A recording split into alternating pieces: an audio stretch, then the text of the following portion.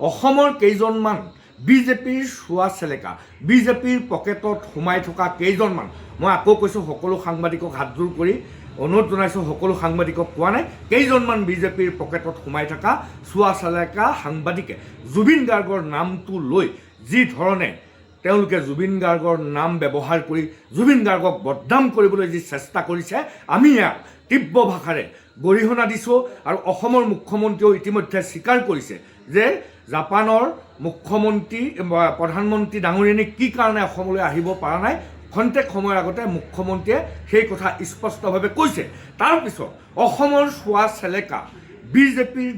হৈ দালালি কৰা গোলাম বিজেপিৰ পকেটত সোমাই থকা কিছুমান সাংবাদিকে যি ধৰণে জুবিন দা আমাৰ সকলোৰে হিয়াৰ আমঠু আমাৰ অসমীয়া মানুহৰ সকলোৰে শ্ৰদ্ধাৰ জুবিন দাৰ নাম লৈ যি ধৰণে তেওঁলোকে অপপ্ৰচাৰ কৰিছে ইয়াক তীব্ৰ ভাষাৰে আমি গৰিহণা দিছোঁ সেইদিনাখন জুবিন গাৰ্গৰ ফটো মচাক লৈ কোনো ধৰণৰ আইন শৃংখলাজনিত পৰিস্থিতি কোনো ধৰণৰ ৰাষ্ট্ৰ বিৰুদ্ধে কোনো ধৰণৰ কাম কোনেও কৰা নাই আপোনালোক সকলোৱে দেখি আছে যে জুবিন গাৰ্গৰ ছবিও আঁকি আছে সেই ৰাস্তা দি সম্পূৰ্ণভাৱে আন্দোলনকাৰীয়ে গণতান্ত্ৰিকভাৱে ৰাস্তাৰ কোনো ধৰণৰ ৰাস্তাৰ পথ অৱৰোধ নকৰাকৈ একদম গণতান্ত্ৰিকভাৱে জুবিন দাৰ প্ৰতিচ্ছবিখন যি আঁকিলে এই জুবিন দাক লৈ মই আকৌ কৈছোঁ অসমৰ ভণ্ড চোৱা চেলেকা কিছুমান সাংবাদিকৰ নেতৃত্বত জুবিন দাক অহৰহ বদনাম কৰাৰ চেষ্টা চলাই আছে এই চেষ্টা বন্ধ কৰক ইতিমধ্যে অসমৰ মুখ্যমন্ত্ৰী হিমন্ত বিশ্ব শৰ্মা ডাঙৰীয়াই জাপানৰ প্ৰধানমন্ত্ৰী কি কাৰণে নাহে সেই কথা স্পষ্ট কৰিলে আৰু শেষবাৰৰ কাৰণে সকীয়নি দিব খুজিছোঁ আমাৰ জুবিন দাক লৈ আপোনালোকে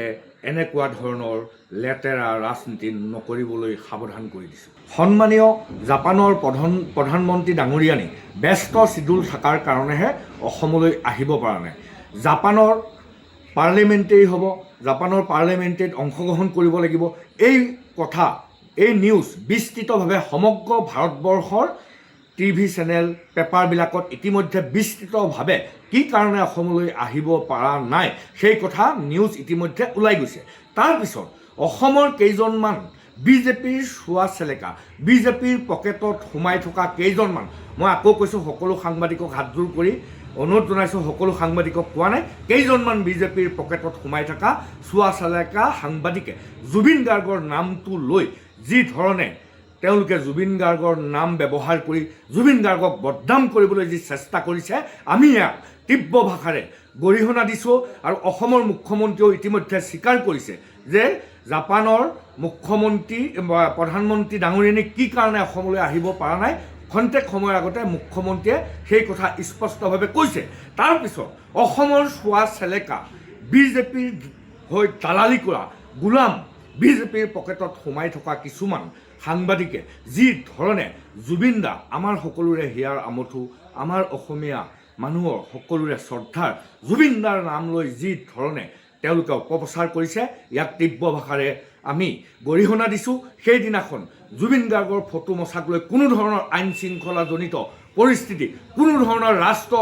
বিৰুদ্ধে কোনো ধৰণৰ কাম কোনেও কৰা নাই আপোনালোক সকলোৱে দেখি আছে যে জুবিন গাৰ্গৰ ছবিও আঁকি আছে সেই ৰাস্তা দি সম্পূৰ্ণভাৱে আন্দোলনকাৰীয়ে গণতান্ত্ৰিকভাৱে ৰাস্তাৰ কোনো ধৰণৰ ৰাস্তাৰ পথ অৱৰোধ নকৰাকৈ একদম গণতান্ত্ৰিকভাৱে জুবিন দাৰ প্ৰতিচ্ছবিখন যি আঁকিলে এই জুবিন দাক লৈ মই আকৌ কৈছোঁ অসমৰ ভণ্ড চোৱা চেলেকা কিছুমান সাংবাদিকৰ নেতৃত্বত জুবিন দাক অহৰহ বদনাম কৰাৰ চেষ্টা চলাই আছে এই চেষ্টা বন্ধ কৰক ইতিমধ্যে অসমৰ মুখ্যমন্ত্ৰী হিমন্ত বিশ্ব শৰ্মা ডাঙৰীয়াই জাপানৰ প্ৰধানমন্ত্ৰী কি কাৰণে নাহে সেই কথা স্পষ্ট কৰিলে আৰু শেষবাৰৰ কাৰণে সকীয়নি দিব খুজিছোঁ আমাৰ জুবিন দাক লৈ আপোনালোকে এনেকুৱা ধৰণৰ লেতেৰা ৰাজনীতি নকৰিবলৈ সাৱধান কৰি দিছোঁ